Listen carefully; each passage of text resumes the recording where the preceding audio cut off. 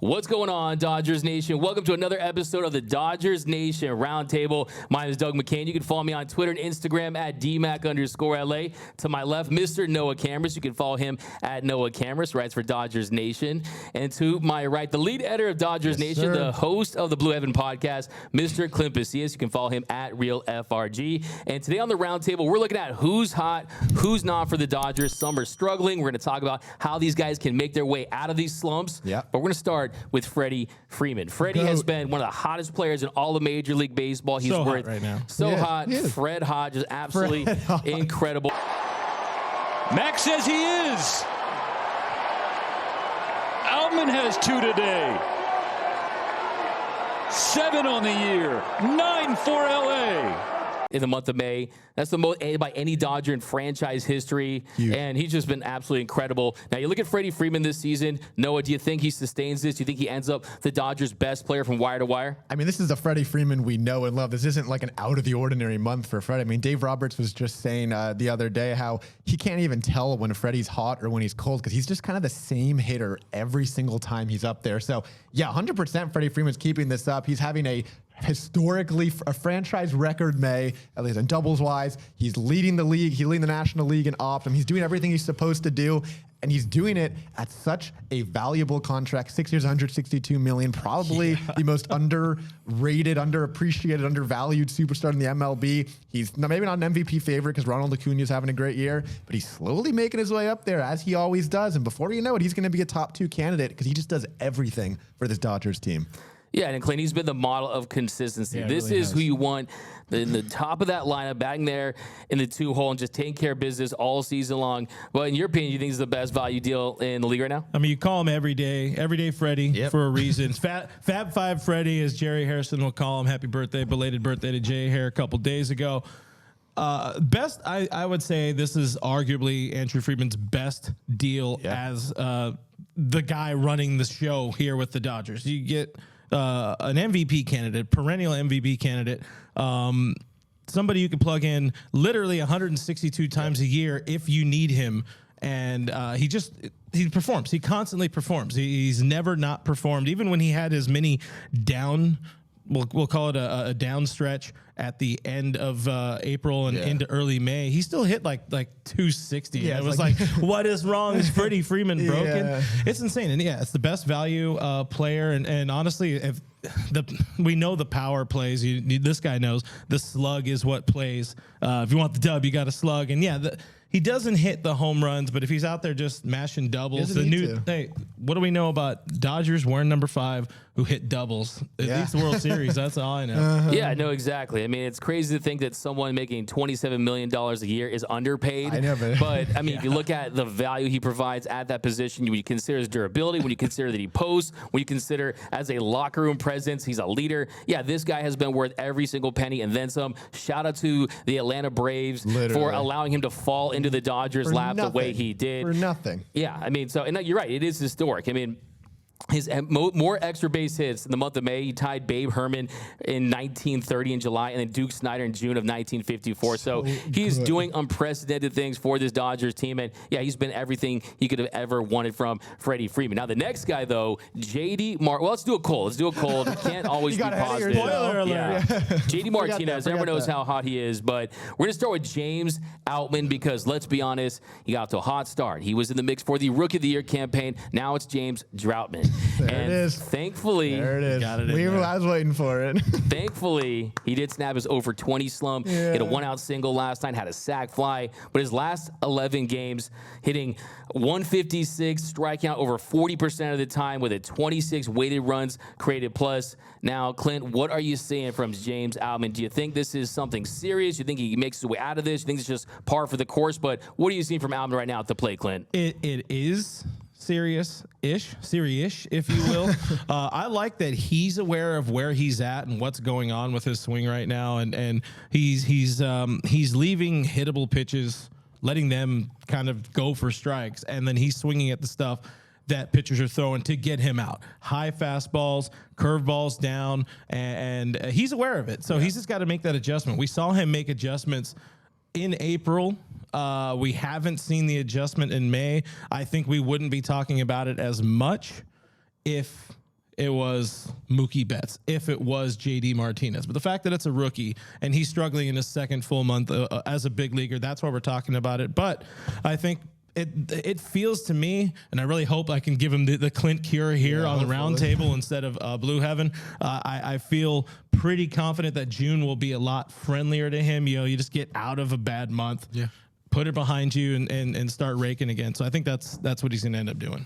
Yeah, no, that's what I'm seeing too. I think you see him at the plate. He's not swinging at pitches that he was aggressive on early in the season. Pitches that are right middle that he was taking off on, hitting for extra bases, hitting into the bleachers. He's taking those pitches. But last night we saw the single, very aggressive there on first pitch. But do you think this is something that, hey, is this the beginning of him falling off a cliff? Or do you have confidence that he's going to make it back? Yeah, no, I have confidence. You've both said it. I mean, he's aware of his struggles, which obviously is a good thing. He's aware that he said on the Ben Verlander's podcast, I think it was last week, he said it's not easy to try to get out of a slump and make adjustments, like while you're playing every day. Like, it's not the easiest thing in the world. So he's trying, he's making adjustments. He's working with the hitting coaches. He's watching film.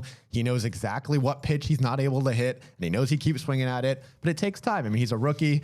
He's still young. So yeah, he's going to get through it. I agree with Clint. I think June's going to be kind of a better month. I think he's hitting like 100 points lower. I think over 100 points lower in May than he did in April. I mean, like that's a drastic change. So and he noted too in the past, like, hey, I've hit that fastball up in the zone. He's actually raked against it in the past in his own mind at the minor league level. Where are you at, Mr. McCain? What's the prognosis on James Droutman? Does he need to give Rocca some more coffee? What's the deal I was here? about to say, I think maybe someone replace Rocca with someone where there's a imposter Rocca or something. But yeah, I think, look, this is a part of the process for every young player. You are going to have your droughts. You are going to have your slumps. This is a sport where if you're successful 3 out of 10 times, you're a Hall of Famer, right? So I think this was a necessary evil for him. And what's going to determine if he is going to be a big leaguer for his entire career, if he is really going to find a place in this league, it's minimizing slumps like this. But yeah, when you look at his swing, you look at the pitches that he's missing, yeah, they are attacking him up in the zone. Yes, he's struggling with spin at the moment, but his swing doesn't look terribly off. Like when Cody Bellinger was off, when he was down bad in a big way, he looked like he was a blindfolded giraffe on roller skates swinging at pitches, right? James Outman, he's just missing pitches that he's hit early in his career, early in this season. I don't think that it's going to be something that's going to be lasting. Also, too, I mean, he's trying to figure things out defensively. He's trying to put it all together. So I think that this slump isn't going to be some type of Eddie Rio slump for last year, anything like that. I think the fact that he's fully healthy, this is just a part of the process. If I had to go on a scale of 1 to 10, my confidence level that he gets out of this slump sooner than later, I'd go with a 8. Yeah. I'm confident James Outman, don't count him Outman. I mean, this is a guy that we know he's going to put in the work. He's going to grind. Also, another thing I think, too, he's going to be more receptive to the recommendation of the JD Martinez's, the hitting coaches, and guys like that, whereas you know Cody Bellinger, he was stubborn as a mule when it came to recommendations for those adjustments. But scale 1 to 10, what would you give it for your confidence level, Noah? I'm at a 7. Similar to what you just said. Something that Dave Roberts was saying is he kind of keeps reminding James Outman to use the whole field, and that he has left field available. He doesn't have to try to pull get every ball to right field. So, I'm thinking, just go sit with Freddie Freeman. Go watch Freddie Freeman what I was gonna say. BP. Freddie Freeman is the best player in baseball at hitting the other way, using the other side of the field. I don't remember who said it, but in batting practice, Freddie Freeman, all he does is hit ground balls to shortstop. That's his routine because he just wants to work on using that side of the field. So let James Outman just go watch Freddie Freeman, talk to him, pick his brain, because if he starts using that side of the field, his numbers are going to shoot back up in June. Yeah, and also, too, I mean, this is a guy who, he said himself, his swing looked like a caveman, right? He had to break down his swing, just like JD Martinez. When you're not born with a natural swing, you are going to be out of sync at times. And I think that's something that he's dealing with. But I think, we all have full confidence. James Outman, he'll get it going, and he'll get back on track. He'll be beyond back. He'll be beyond back, sooner or as later. Mr. Noah Cameras likes to say. But next, we're going to switch to someone who's hot at the moment. Is it going to be JD Martinez? JD Martinez. I knew it. Did I show my cards? That's a good guess. I was trying to keep it close to the vest, but a good guess. No, JD Martinez, he has been fantastic. I mean, if you look at the slugging, it's up. If you look at the isolated power, it's up. He's another guy riding a long hitting streak along with Freddie Freeman, and he has been everything the Dodgers could have hoped for and then some. I mean, they got him for like Black Friday prices, right? I mean, at 1 year, $10 million to really revitalize his career in LA. I could not be happier with him. I mean, he's the meme Justin Turner upgrade in JD Martinez this year, but how big of an upgrade do you think he is than Justin Turner. I hate to be the comparison guy. I see people out there, Clint, why are they comparing the two? I'm like, that's basically the lifeblood of sports media. He also literally took his job. Yeah, took his job like you have to compare one day after one another. And by the way, you don't need to go with Black Friday anymore. You can call it Amazon Prime Day, just to throw that out there. This is to be a compliment, but just a different sort of skill set to not necessarily replace, but essentially replace Justin Turner, and that's what they did. And as long as he's healthy, as long as that back is feeling feeling fresh, he can swing. JD is an incredible talent for this team, and I think plugging him in there, being able to plug him in, since he's moved up to that cleanup spot, he's been even better. He's ridden a pretty nice hot streak here at the end of May and all that.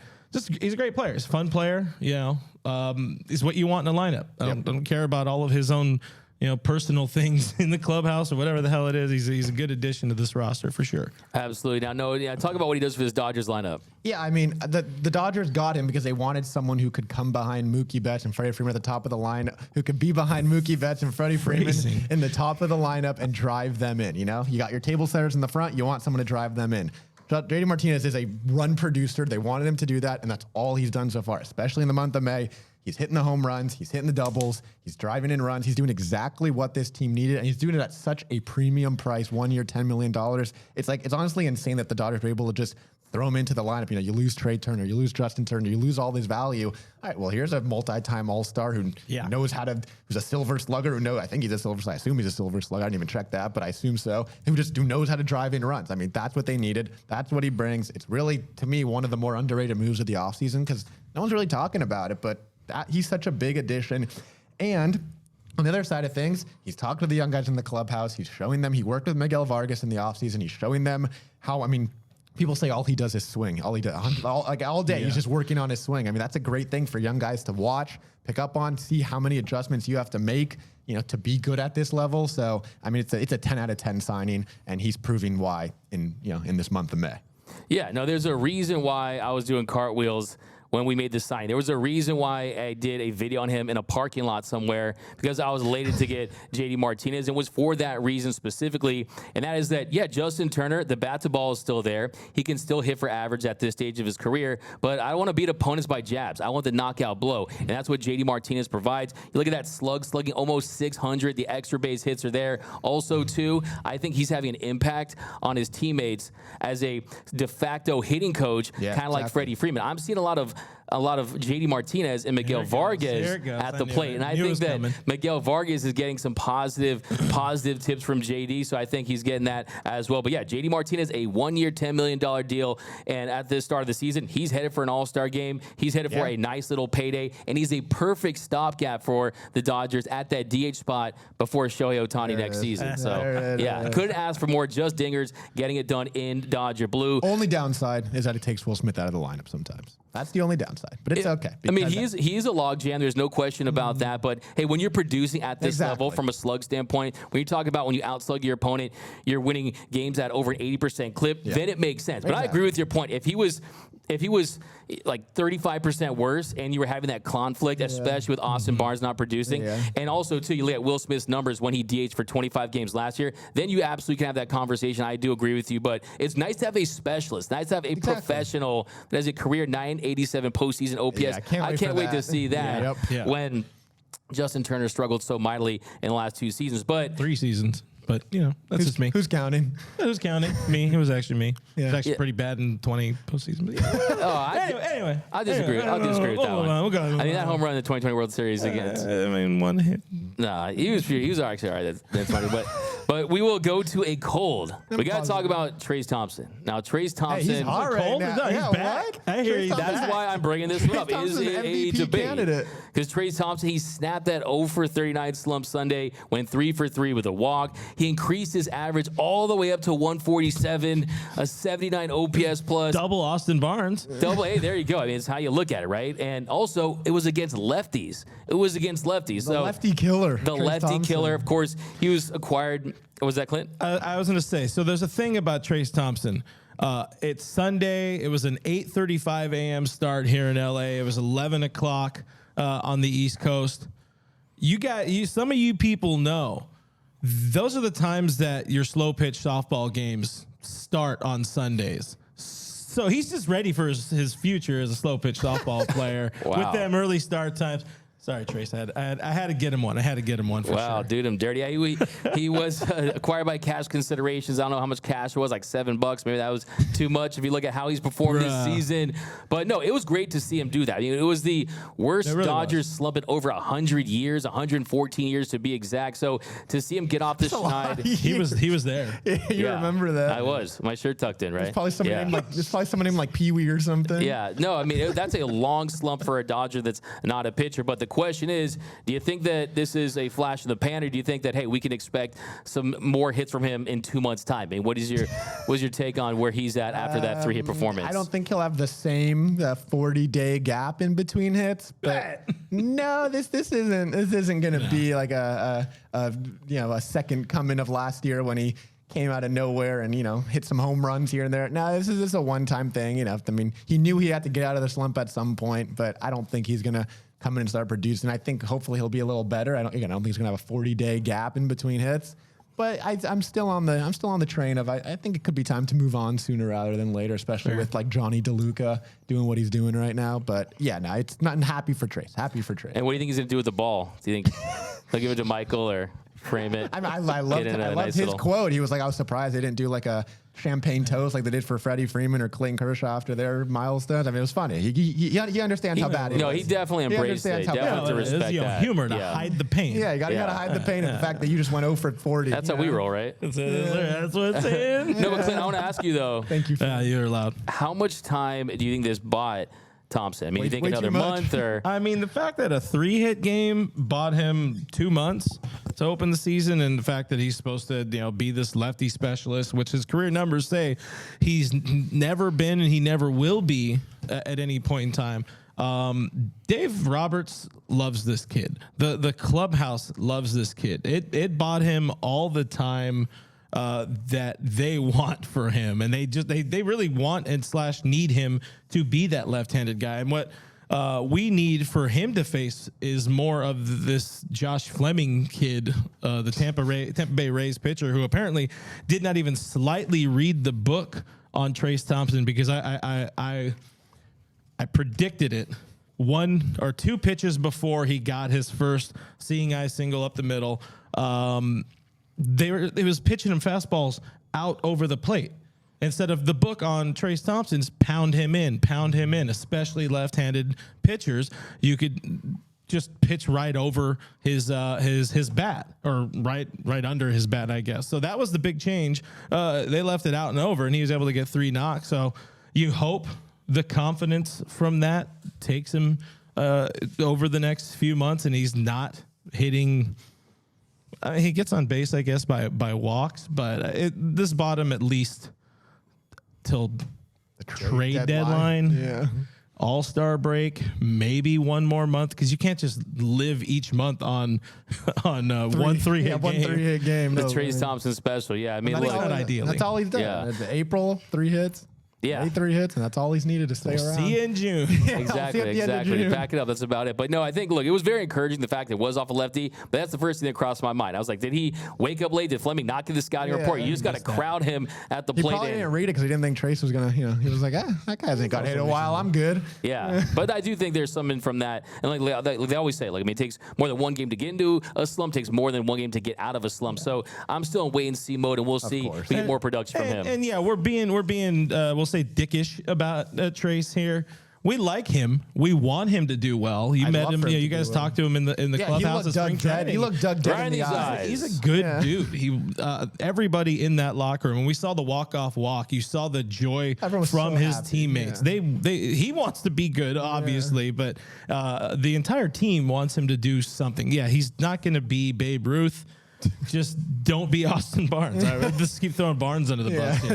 I don't know if he's going to be the cold, because it was never hot, so he's not cold. He's just Austin Barnes. But he's him. You really do hope he finds a way to, if he can be a 230 hitter and with a little bit of pop, we're going to be in a good spot. Hit a few home runs here and there. I'll be honest with you, I don't see it. I mean, after what I saw in the NLDS last year, I still think, look, we're not handing out participation trophies. This ain't Little League. We're trying to win the World Series, and I think this bench has been lacking.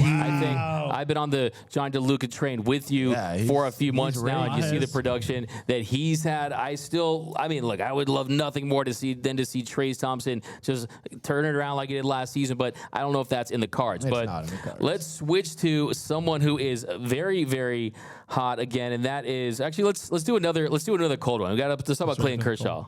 Clayton Kershaw because Kersh last 3 starts. You're gonna get a lot of unhappy people in the chat right now. I mean, look, the last 3 starts, he just has not looked like Clayton Kershaw. I mean, it was the first time in his career that he went back-to-back starts where he wasn't able to get into the 4th inning. Now, I will say there are some encouraging signs with the swing and miss. The strikeout rate's still over 30%. It's just opponents are hitting him. I mean, opponents are hitting 327 off him right now, but the velo isn't down, the spin isn't down. I think it's really just a matter of just sharpening that command like we saw early in the year, and I think he'll get back on track. But, Mr. Clint Pasillas, what say you? The thing I've been wondering about is if he's going through a dead arm period. You know, it feels, and it's like I looked up the numbers, so my initial thought wasn't accurate, but I was like, is this the most he stayed healthy to start a season in a while? I mean, he did pitch all of spring training. You know, he came in early, ramped up for the WBC, didn't get to pitch in that, but he has been pitching for a while. You wonder if he's just kind of tired. You know, Dave said that Kersh said he's kind of dealing with some all over bodyitis. You know, he's got the fatigue going or whatever. It kind of lends itself to a sort of dead arm period, which you don't hear about in baseball anymore so much. But I don't want to say he's getting old or whatever. He's not young. I don't remember the question. I'm not overly worried yet. I think it's just a really, really, really bad May. Yeah. A lot of things going on. Yeah, I was going to say, you kind of said exactly what I was going to say. Like, I feel like it's kind of the time of the year where he's usually on the IL for a little bit. Like, it kind of just feels like, respectfully. Like, here's that time where the back flares up. So, like, you know, the fact that he's pitching out there, he hasn't taken a single start off, even as he's been dealing through the passing of his mother. Like, there's a lot going on, and he's playing through it. And, you know, you kind of feel like you're not going to get your best of Clayton Kershaw for an entire year because he's not 20, you know, his 20s anymore. So I'm not worried about Clayton Kershaw, but I do hope that he obviously starts getting back to where he was in April when he won the National League Pitcher of the Month award. I mean, he was literally, he said he was the best pitcher in the National League in April. So you hope that he somewhat gets back there. So, you know, that's kind of, but hopefully he stays healthy is kind of also what you want to see because he's not on the IL. Or take a break if he needs it. Or if he really needs to, go take a couple starts. They might push him against, or push him a little bit deeper into the Yankee series, give him a day or two off. Where are you at on the Kersh train? Look, I mean, I think there's definitely something to that, and the fact that he's been able to post. He hasn't missed a start. He was phenomenal in the month of April, like you said. National League Pitcher of the Month, had a sub-2 ERA at 189. This month has been a different story, but you're seeing a good amount of road starts. I mean, 4 of his 5 starts are on the road. This month, a 5.55 ERA for Kersh, and the Dodgers pitching from the road versus home is a big disparity. So I think there is that. I think the passing of his mother, you can't ignore that too. What he's dealing with mentally, I think you have to acknowledge that as well. But I think it's pretty simple to me. I think that it's the same as in years past. Kershaw at this stage of his career, if you look at the velocity, you're hovering around 90 miles per hour on that fastball. This slider, he wants to keep that velocity on the slider and the fastball close to each other because of the way he tunnels it. But when he misses, he doesn't have the margin for error. I mean, you look at Bobby Miller versus Gavin Stone. Bobby Miller's misses, they're not as bad as Gavin Stone's because you're seeing more ticks on the velo. When you're close to 100, you can get away with mistakes. So that's what you're seeing with Clayton Kershaw. He's leaving stuff out over the plate, leaving some of those sliders belt high, a little up, and really that is the big issue. So I think Kersh, every single start, this guy empties the tank. He gives every single thing he has, and what comes with that is the pinpoint laser accuracy. He is so accurate out there, and I think that's really the big difference right now is missing his spots a little. Missing his spots, and mainly it starts with fastball command. I think that velocity-wise, like I say, you're not seeing any red flags. Spin-wise, you're not seeing any red flags. I think it's one of those situations where you see him cook up a nice 10-punchy game at home, and then, you forget about these 3. There's a little bit of a blip, a little glitch in the matrix. So, on a scale of 1 to 10, do I think Kershaw is going to be back on track? I think I give that like a 9 right now, but what would you say? 9. I mean, you got to be more confident in a veteran pitcher like Kershaw to get back on track at some point this season, probably sooner rather than later. I guess I have to say 9 too. I don't want to feel left out. 3 9s. 3 9s. 3 9s, okay. 9. I don't know what that means. Yeah. No, and then so then also look. I mean, I don't know what to do with my hands. when you look at the red hot players, really, I mean, you got Freddie Freeman, you got JD Martinez, a lot of guys. I mean, Will Smith. I mean, he's hovering, he's having his good games, but really, no one's like lighting on fire other than that. Jason Heyward, though, I think we should talk about because I don't think he gets enough shine. Absolutely I think does not. Numbers wise, you don't say, oh, this guy's the hottest hitter in the league. I think the role that he's played, another guy that got great value in. Yeah. I think you saw. I mean, the fact that what really stood out for me was the fact that you can play Mookie Betts at shortstop and throw a 5-time Gold Glove Award winner in right field, and he gets outfield assists, right? So I think there's that as well. But what do you see from Jay Hay? You want to give him some love? I'm happy that he looks happy. He's a happy boy out there. He's having a good time. Somewhere around like 260 or something like that in the month of May, or since he kind of took off in April a little bit. He's doing his job perfectly. Yeah, being a veteran, he's picking up the tab at restaurants and whatever for some of the team dinners or whatever. He's a great dude, and the experience is there. He's another one. We talked about JD in the postseason. I want to see Jay Hay in the postseason because he's been there. He's done that. He's got a ring. Yeah, no, absolutely. I think you bring up a great point too. Is he's providing a benefit that's not on the field. I think he's a strong locker room presence. They've already made that known early on. But as far as what he does at the plate, yeah, I mean, he's not lighting the world on fire, but the fact that he's above league average, considering how bad he was last year, the Cubs have to be sitting there saying, hey, where was this Jay Hay last year, right, Noah? Yeah, I mean, the fact that he's above league average and the Dodgers are literally paying him nothing to just be on this team and just kind of be, I mean, when he first signed, you're like, oh, that's a great locker room presence. Like, that's probably all that's going to happen here. And then you're like, okay, he's friends with Freddie Freeman. Maybe he's kind of going to find his way on the roster. I don't think anyone was expecting him to contribute, and he's already has like I think 5 times the amount of home runs he had last year. He only had 1 last year. I don't think he has 4 or 5 right now. That's some I don't remember quick math right there. I mean, just the fact that he's producing anything is just like a bonus. It feels like when you don't really. You weren't expecting that from him. The fact that he's earning himself somewhat consistent playing time against right-handers as a lefty in the lineup, like you weren't expecting that when the year began. You didn't think that he was going to be, somewhat of an everyday outfielder when a righty was on the mound. I mean, it's impressive that he's doing anything.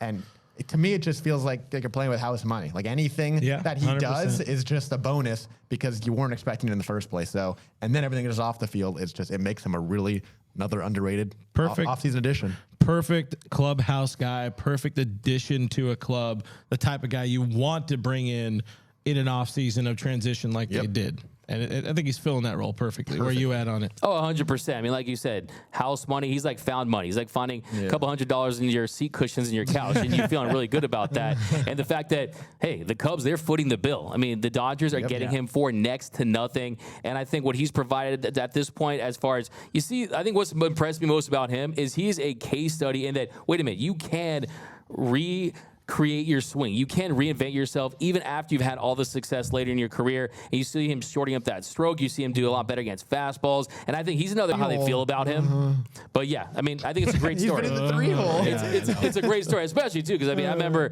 I dropped that video on Jason Heyward, and I always do that thing, is it something, nothing, or everything? And I said it's going to be something if he can get close to being league average when you consider the defense he plays. He's still in the 86th percentile and outs above average. And all the trolls down below in the comments, D-Mac, he's Haywashed. He's Haywashed. I saw in. Yeah, I mean, I think we look at his season right now. What he's been able to do. Let him know. Yeah. Let him know. You couldn't feel happier for the guy. And yeah, I really love to see it. I think it's a great story. But that's going to do it for this episode of Hot and Cold here and another episode of the Dodgers Nation Roundtable. So let us know down below in the comment section, do you think JD Martinez and Freddie Freeman continue this hot streak for the entire season? Also, too, how much time do you think Trayce Thompson bought himself by snapping that 39 at-bat slump? Let us know down below. My name is Doug McCain. You can follow me on Twitter and Instagram at DMAC_LA. To my left, Mr. Noah Cameras. If you're not doing this Dodgers fan thing right, unless you're following Mr. Noah Cameras, has the stats, writes about a paragraph for each tweet. It's like a senior thesis on the Dodgers. So go follow him at Noah Cameras. And to my right, of course, the man, the myth, the legend, Mr. Real FRG, the Dodgers Nation lead editor and host of the Blue Heaven podcast. Follow him at Real FRG. Be sure to subscribe and hit that notification bell, smash that like button. And until next time, think blue, bleed blue, and we out.